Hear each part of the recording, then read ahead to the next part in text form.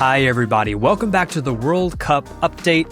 I'm Daniel here at Lighthouse. And as you know, we are only a few days away from the kickoff of the World Cup. So if you are interested in the hotel pricing side of things and the hotel demand side of things for the World Cup, stay tuned because I'm going to give you a brief rundown of the last second and last minute narratives that are kind of shaping up here in these final couple days before we reach kickoff. So without further ado, let's go ahead and get into it.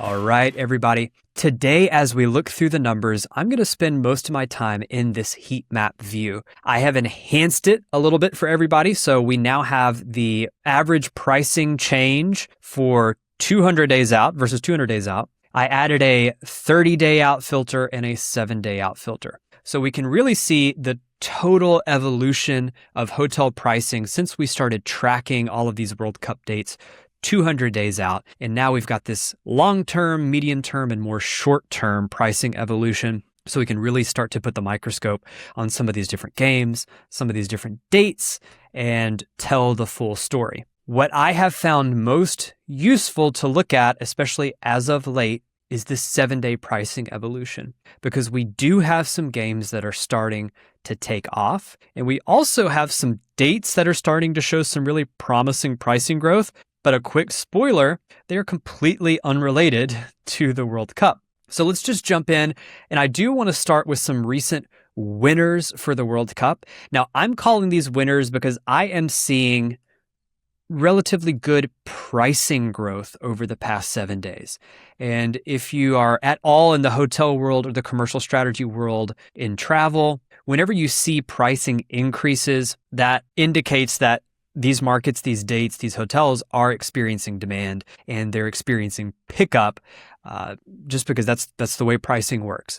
So if you've seen a market that has been dropping for the past 60 days and all of a sudden they're pushing rate 10% over the past 7 days, that does indicate strong demand, strong pickup, and it's statistically significant. So let's jump in with the first one that caught my eye over the past week, Boston. So Boston's England versus Ghana game has shown 7% pricing increases over the past 7 days. So the average hotel rate, if you want to stay in Boston proper, now I know the game is taking place in Foxborough, which is, quite a bit, outside of the true city limits of Boston. But if you want to stay in Boston for this game, it's going to run you $635. Now, I think this is almost certainly due to England fans who have waited and waited and waited, and now they are finally booking their hotel stays. Boston, of course, is pretty convenient to get to from England.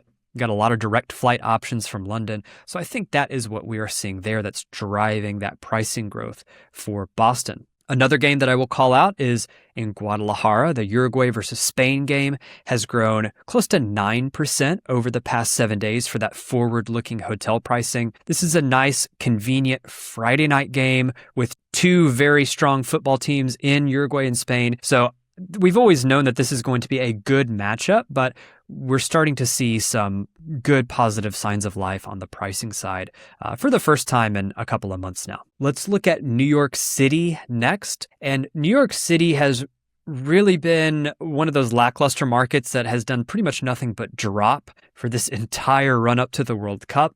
So it's really good to see some positive signs of life here in New York City. So if we look at the 7-day pricing growth, you've got this little flurry of activity that's right around the France versus Senegal game. So over the past 7 days, we've got close to 5% forward-looking advertised pricing growth for hotels in New York City. And this is the France versus Senegal game.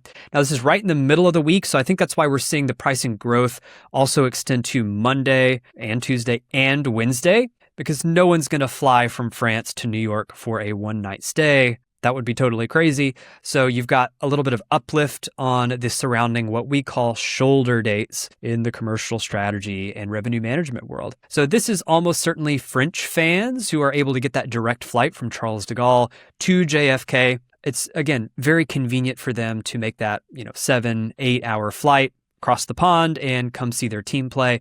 So I think that's why we're finally starting to see some signs of life here for one of these New York City group stage games, which of course is played across the river there in Jersey. And then my unexpected darling of the entire World Cup, we're now moving on to Philadelphia. The Brazil versus Haiti game continues to show very strong signs of life. We're up another 9% in forward-looking advertised hotel pricing over the past 7 days. This game has just not let up at all, especially over about the past 180 days.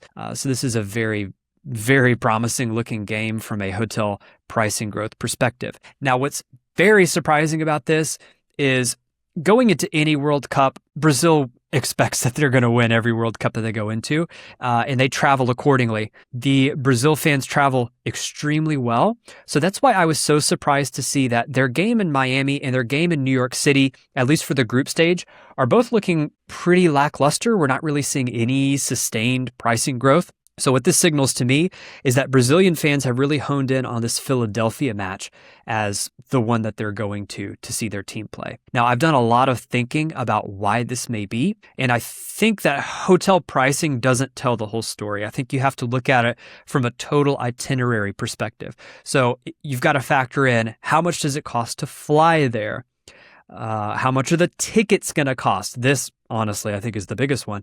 And then how much is my hotel going to cost? And you combine all three of these together, and Philadelphia really did represent a very, very good value for travelers when you look at the total bundled package.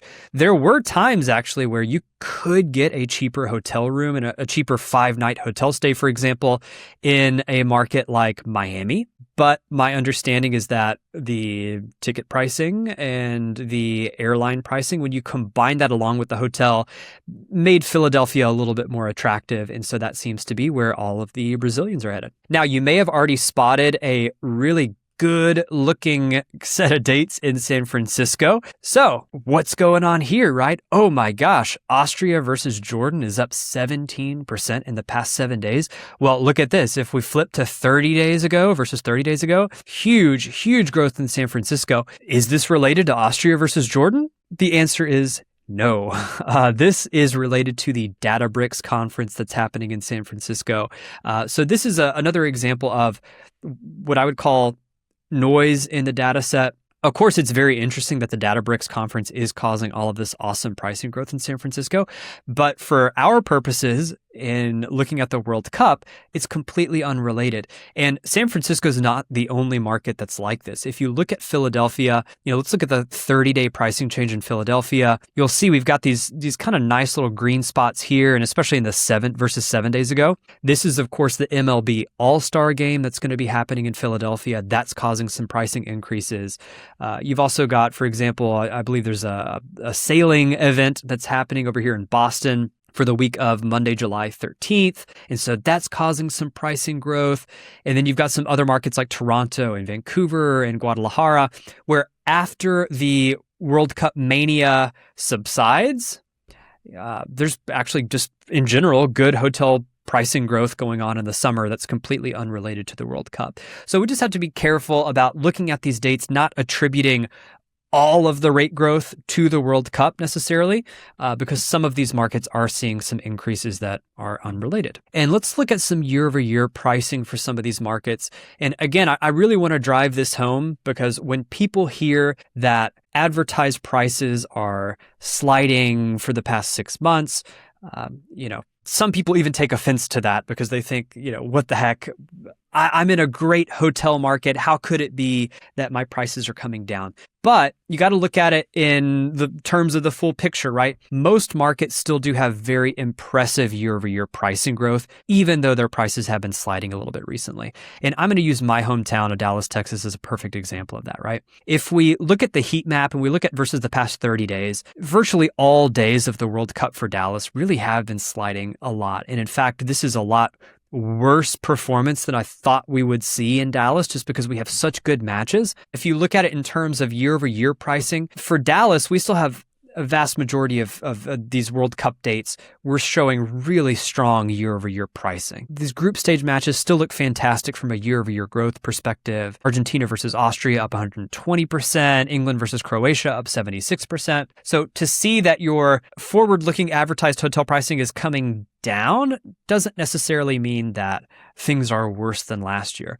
The World Cup, from a pricing perspective, is still very much a net positive. It's just perhaps a little bit less than what we thought we were going to get. So looking at a few other markets, let's talk about Atlanta. We haven't really touched on Atlanta too much recently, but Atlanta, again, through the group stage is still showing pretty robust year-over-year forward-looking advertised pricing. None of these dates are, eye-popping triple-digit growth numbers really, but still anywhere from, 20 to 60% year-over-year pricing growth for most of the dates of the World Cup, with a couple of exceptions out here where, almost certainly last year Atlanta would have had a pretty big demand driver going on here for this particular weekend. So this is one of the rare places where Atlanta's got better pricing or had better pricing last year. They're not able to command that same amount of growth this year. Other markets like Houston, I was really bullish on Houston maybe 6 weeks ago. But from a pricing evolution perspective, rates have been cooling off in Houston.